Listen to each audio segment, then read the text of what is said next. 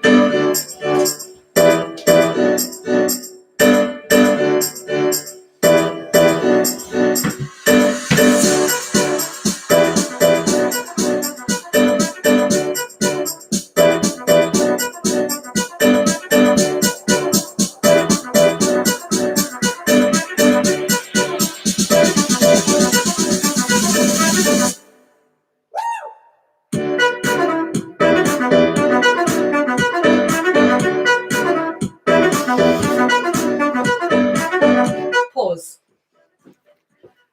Hello everybody, good morning and welcome to, nearly knocked my board over then,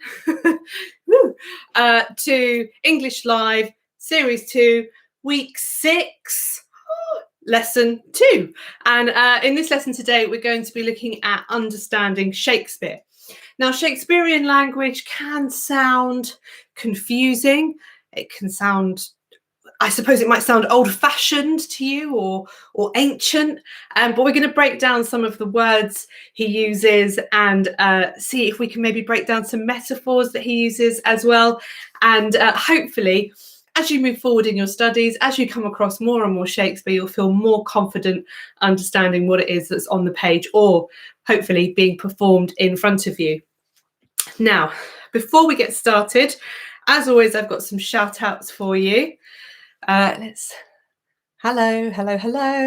Oh, Steve Willis says it's snowing here. Yeah, it's snowing here as well. Very, very lightly though. So hope for some more. So first of all, big shout out to Mummy English, who's doing a great job, as she always does, collecting in all of your shout outs and sending them over to me. So thanks, Mum. Hello to Lottie and Tosca in Holcott. Hello to you guys. Hello to Aslan in Cardiff. Hello to Anea in Harrow, my hometown of Harrow. Hello to George, who is 10 in Somerset. Hello to Arthur, Mabel and Alfie in Stroud. Hello, guys. Hello, Dulcie, who's 11. Thank you for entering my competition, Dulcie.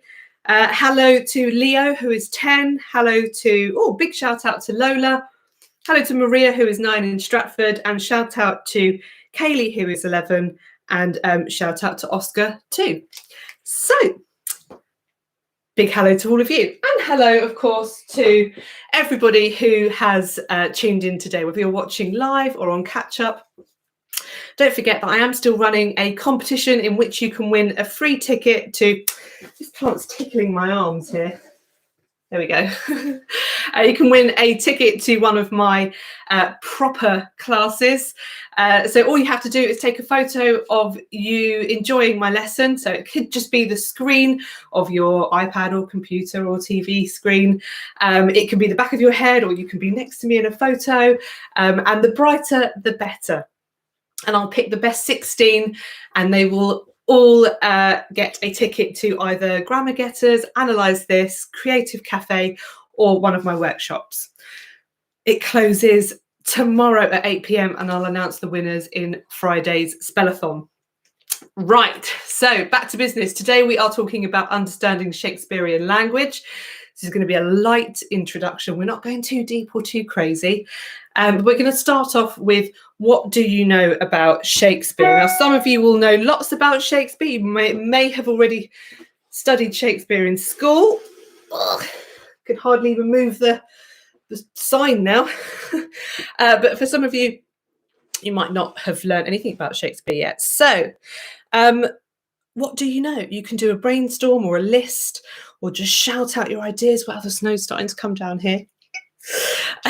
You can put your ideas in the live chat, in the comments on this video, or shout them out of the screen, whatever works best for you. Okay, you've got 1 minute. Good luck. Play.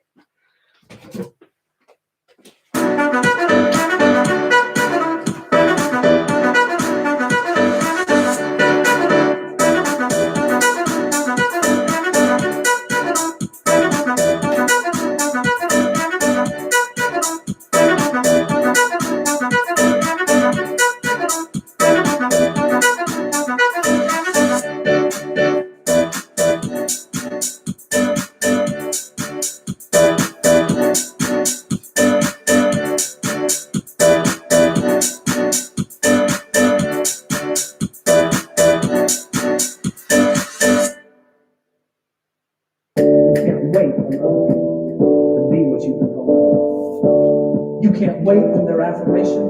You can't wait on their approval. You can't wait on their support. Sometimes you just gotta run and look behind you and say, everybody who wants to run, run, but I can't stop running because you're not running.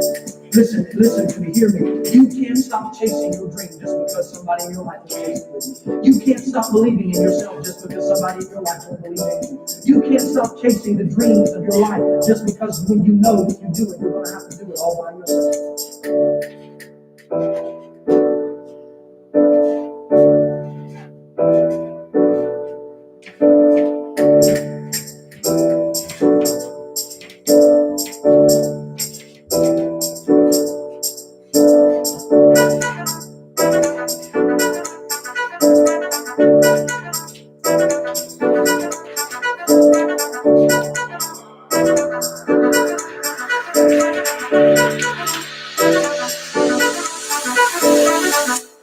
Well done, Medina. You said he wrote Macbeth.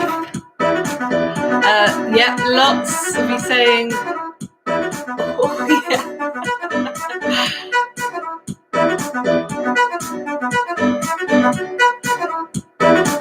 There's some of you copying information from Wikipedia.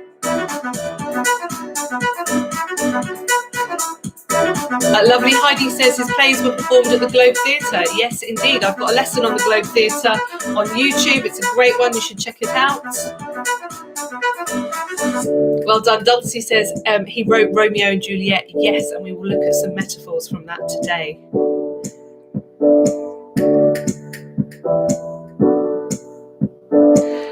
Okay, someone said he wrote To Kill a Mockingbird. Not To Kill a Mockingbird. Lots of other things, but not that one.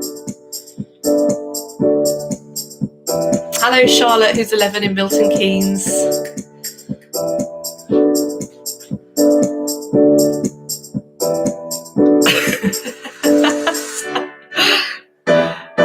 Pause.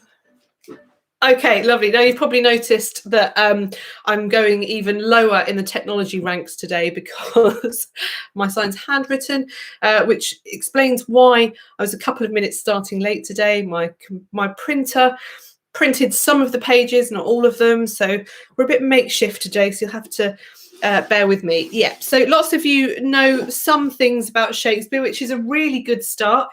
He was born in April and he died in April. I always find that weird when people are, have a full year. Anyway, so he was born in 1564 and he died in 1616. A little bit of maths for you now. How old was he when he died? Give or take a year, because it's April to April. So he was born in 1564 and he died in 1616. See if you can work out how old he was when he died. And he was born in Stratford upon Avon and he died in Stratford upon Avon. But he did spend a lot of his career, when he was at his most successful as well, in London, particularly on the South Bank side of London, where the Globe Theatre stands today. It's a wonderful theatre. It's actually been rebuilt a number of times, but it has always been rebuilt in its former glory. So when you go and see it, if you get a chance to go and see it, or you may have already seen it, it really does look like it's been lifted out of the Shakespearean times. He wrote many plays, poems.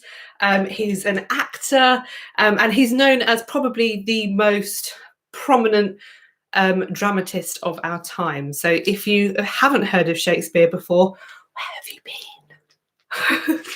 So Shakespearean language can be a bit confusing to understand. As I said, it's all these and thous and those and canst and thouest and henceforth, and it sounds a bit peculiar, but we're going to try and break some of that down today. Okay, now we're going to start off with looking at Shakespeare's pronouns. Now this page printed correctly, so that's handy. I'll pop it on the board for you in just a moment. Thou, thee, and thy are words that crop up in Shakespeare, and once you've got your head around them, they actually become part of your natural understanding. So you don't even notice that they're there on the page because you know what they mean. When you first come across them, it can be quite confusing. So thou means you. Thee also means you, but a different type of you, if you're into your grammar. And thy means your. So I've got this little sentence on the bottom here, and I'd like you to switch out the modern day words in red for either thou, they, thee, or thy, to see if you can make it sound a bit more Shakespearean. I'm going to give you a bit of time to do this with the music on. And remember, if you are watching this on catch up, you can pause the video whenever you want to have a little bit more time. Okay, let's get this nice and close because it's a bit small. There we go. That works. Play. Okay, good luck.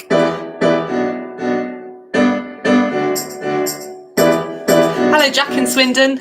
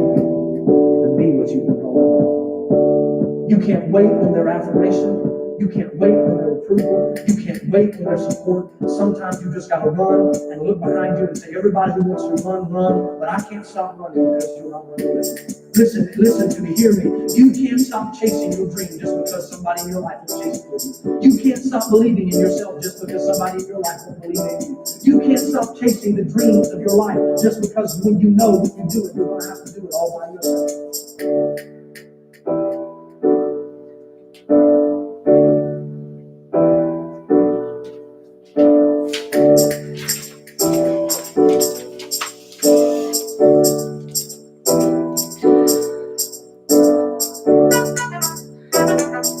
Lovely, Izzy. Thy smile that thou share is the best bit about thee. Even if you don't get it perfectly right, it's really nice to have a go at sounding Shakespearean.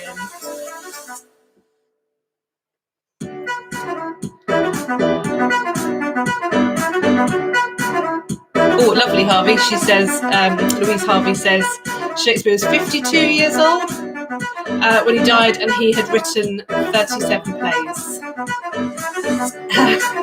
Thee are lucky with snow, and thy location is better than mine. Thee. Pause. Okay, lovely. Some really nice attempts there. Some of you varying it up a little bit. You know, there's you as in the objective and as in the nominative. It doesn't matter. We're just having a bit of a practice, getting comfortable with using these Shakespearean words.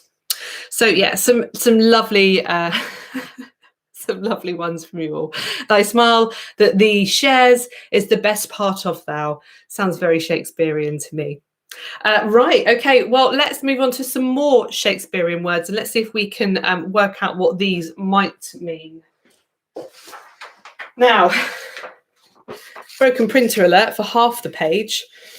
So we've got hast, doth, thouest, marry, henceforth, and art thou. Just have a go. What do you think these 6 words mean? I am, of course, going to give you the answers, so you've got nothing to lose. You can write them down on your piece of paper, pop it into the comments, into the live chat, shout it out at the screen, or just talk to your adult or your siblings at home and ask them what they think they might know. Your parents might be really good at understanding Shakespeare. Maybe you could ask them. I'm going to give you a minute to have a go at this before I explain them. Okay, good luck. Play.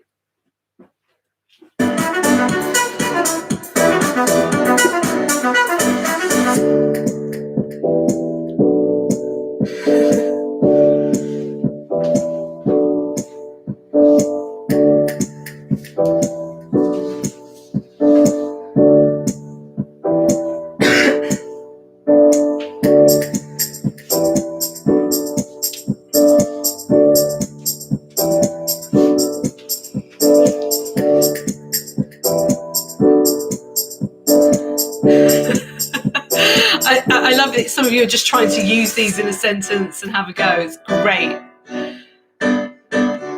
Someone said, what are we doing? We're trying to work out what these words mean. These words that are commonly used in Shakespearean poetry and plays.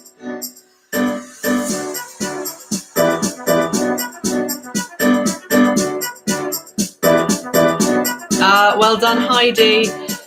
Heidi's got this one. Jenna, well done. Jenna's got this one here.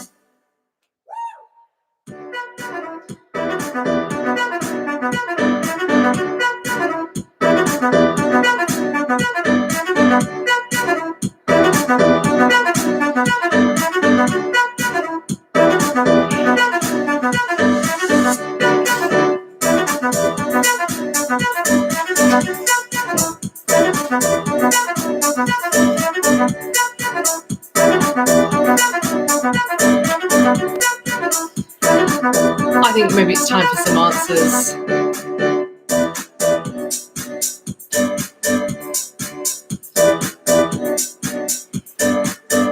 Pause. Okay, right. Let's get some answers up on the board. I'm going to write these, so you'll have to excuse me. My board's about to get a little bit messy. So, hast. What does hast mean? Well, it means have.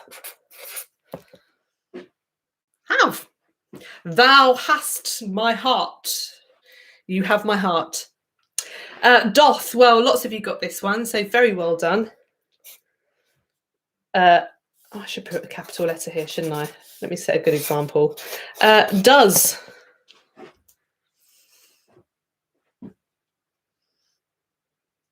Thouest.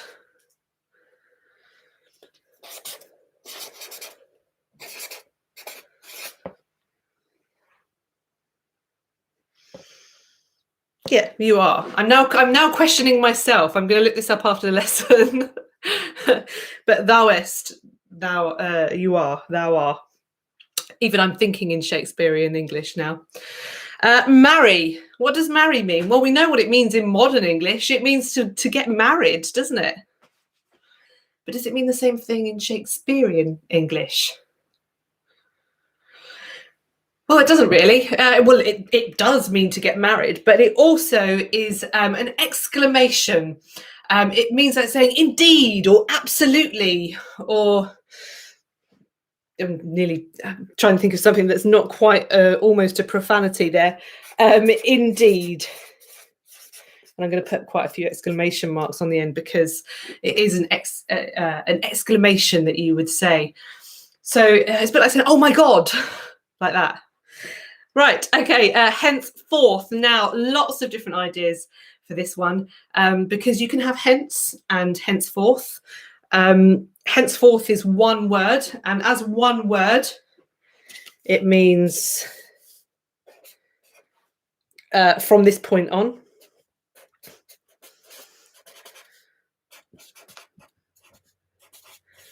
Oh no, I'm going to run out of space. It's not very neat either, is it? I know what my mum's going to be thinking, Holly, you should have done it a bit neater. But hence on its own, well, that just means therefore. And lots of you got that one, so that's really good. We sometimes use that in modern English when we are talking in an old-fashioned way. So therefore, or is hence, and henceforth is from this point on. And then finally, art thou. Lots of you got this one.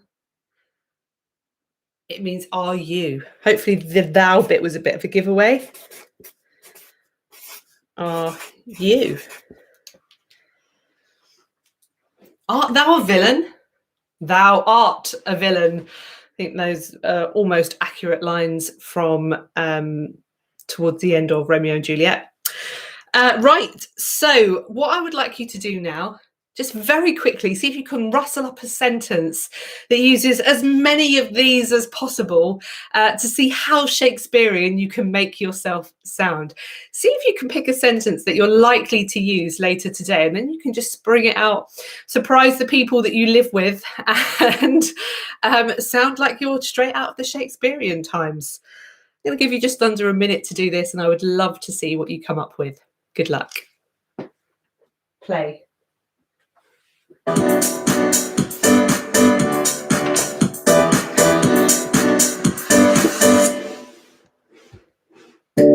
wait to be what you can. I feel a bit like Lara from Theatre of Science today with all of this writing on the board. You can't wait for their support. Sometimes you just gotta run and look behind you and say, everybody who wants to run, but I can't stop running because you're not running with me. Listen to me, hear me.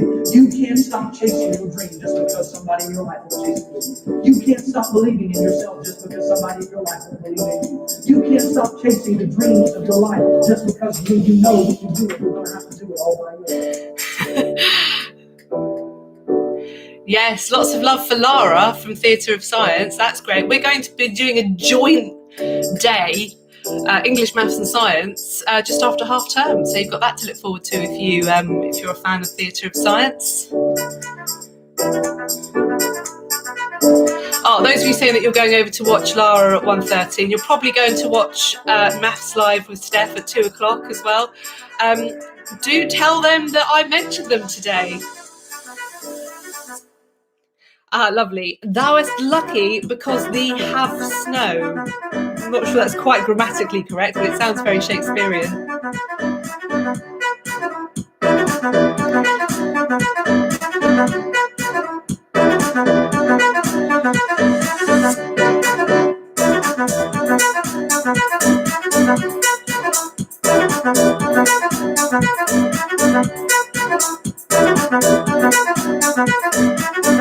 Lovely. Thou art thou a villain? Thou hast been my best friend. Thou art very beautiful. Doth thou hast a poop. I'm not going to finish reading that one. I hast henceforth marry that thouest cool. Rocky, you sound so Shakespearean. That's absolutely brilliant. Pause. Okay, right. So we're going to move on because otherwise we'll just spend all day coming up with these crazy sentences in which we sound like we're straight out of Stratford upon Avon.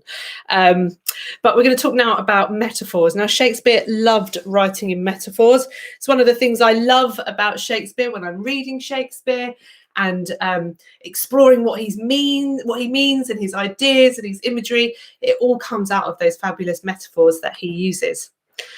So as you're probably aware, metaphors are a way of comparing things by saying one thing is another. So it's a bit like a simile, which is a simile, but a simile says something is like something else. So my example here of a metaphor is she was a shining star. If it was a simile, it would say she was like a shining star. So there is a difference.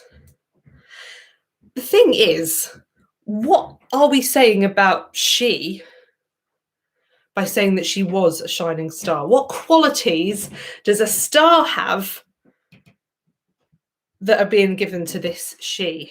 What do you think? If you can explain what this metaphor is telling us about she, great, pop it into the chat. Or just come up with your own metaphor if you can. Have a go. I'm only going to give you about 30 seconds to do this. Okay, good luck and off you go. Play.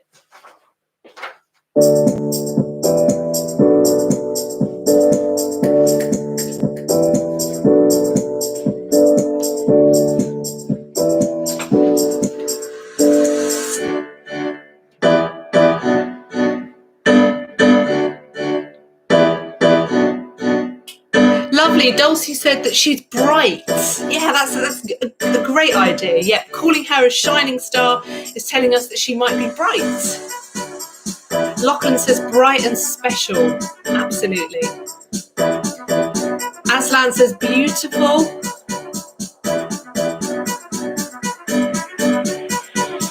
Raki says that she stood out from the rest and that's why she's called a shining star. Nice idea.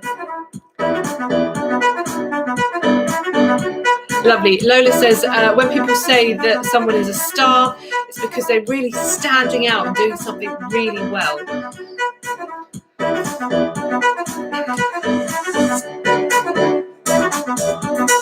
Pause.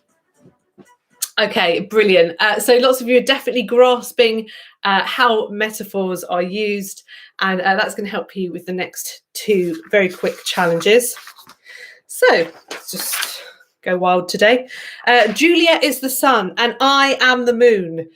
Romeo says this in Romeo and Juliet, but what does he mean? He is using a metaphor, but what is he trying to tell us about Juliet, about himself, and about the relationship between the two of them? What do you think? Your idea. Off you go. Play.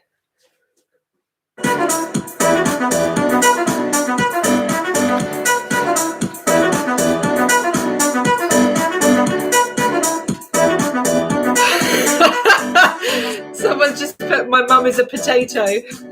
That's not nice. Raki, lovely. Raki says maybe Juliet lights him up like the sun lights up the moon. That's a really lovely idea.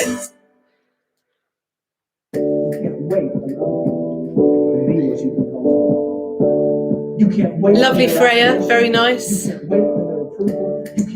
Lachlan says that they need each other and they fit together, almost like opposites attract type thing. That's a really nice concept, Lachlan. Really good understanding of this metaphor. You can't stop believing in yourself just because somebody in your life won't believe in you. Lola says maybe it means that Juliet is bright and beautiful, but he's always in the darkness and shy, possibly.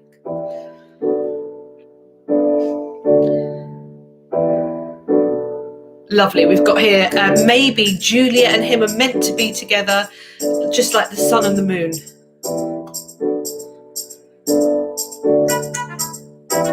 Excellent. Really nice, Lucy. Lucy says maybe Juliet is his world and he revolves around her. So he's getting like a science lesson now, isn't it?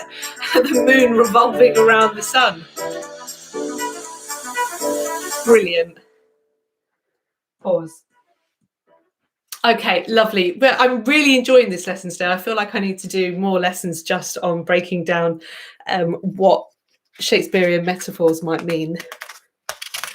So we're going to look at one more. Oh, she doth teach the torches to burn bright. And this is another one of Romeo talking about Juliet. It's got this word here, which we looked at earlier in the lesson. It means does. Oh, she does teach the torches to burn bright. What is Romeo saying about Juliet? I'm not sure that she actually teaches torches to burn bright, but what does he mean? What are your ideas? Off you go. Play.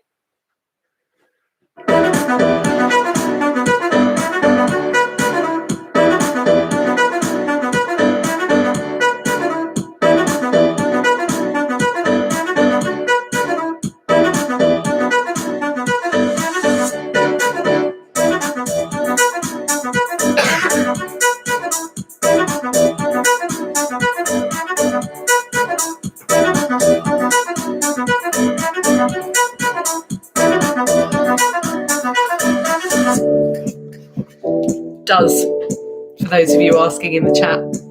Why can't you remember? It was only 20 minutes ago. Okay, lovely. Alison said it means she brings out the best in people. That's a lovely idea. Lachlan says she is brighter and more lovely than the torches that light rooms. Dulcie says she fills the world with positivity. Lots of lovely ideas here.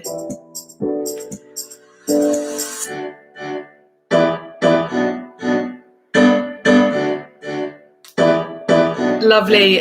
Gregor says, oh, she does bring joy and positivity. Absolutely.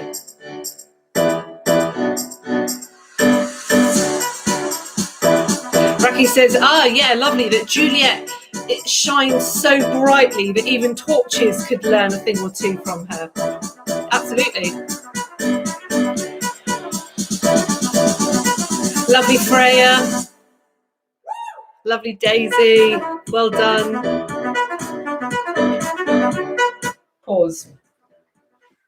Okay, some really good understanding of these Shakespearean metaphors today. Really, really well done. Now, some of you might be coming along to analyse this tonight, my analysis class for 10 to 15-year-olds.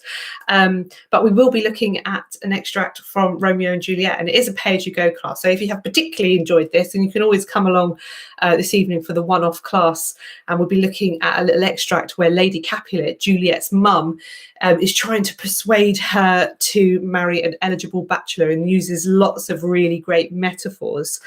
So feel free to come and join me on that this evening if you'd like to. Now, before we finish up today, I could not leave a Shakespeare lesson without asking you, which of these words did Shakespeare invent? Those of you that have been to lots of my classes will probably know the answer to this before I even show the page. Eyeball, gossip, undress, exposure, generous, gloomy, fashionable, academy, torture, hobnob. Which one? Oh, someone said that they're only 9. If you're 8 or you're 9, you can still come along and have a go tonight. It's absolutely fine. You don't have to be 10 to join in. It's just aimed at that pre-GCSE age. Lots of you saying hobnob. Oh, Amanda says, how do we book onto your classes? You need to go onto Eventbrite. It's english-holly.eventbrite.com, or you can go to my website. You'll find a link on there. It's hollysclassroom.com. So 10 words. Some of them sound quite modern, like gossip. That sounds like quite a modern word. Or academy, in some ways, that might feel like a modern word. Fashionable, hobnob. I do love a hobnob. All of them, every single one of them, and hundreds and hundreds and hundreds more. He just invented so many words that we use today. And that's one of the other reasons why I love Shakespeare so much. He's so influential over our everyday language. Right, that does bring me to the end of the lesson today. Harriet, you're saying, wait, wow.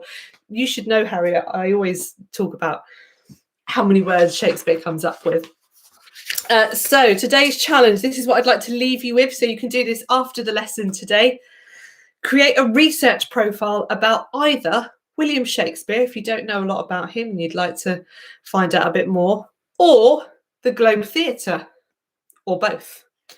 Look them up on Google, compile all of your information into a pamphlet or a leaflet or a poster, and enjoy doing some research around a really, really interesting topic. So this is what I'd like you to do today. When you've finished, do feel free to share your work on the Holly's English Hub Facebook group. And that way we can all have a look at the great work that you've been doing. So we are at the end of today's lesson. Tomorrow we've got a vocabulary stretcher lesson, which is always great fun. And on Friday, we have the Spellathon. Competition closes tomorrow night. Winners will be announced on Friday. And sadly, this is the last week of English Live.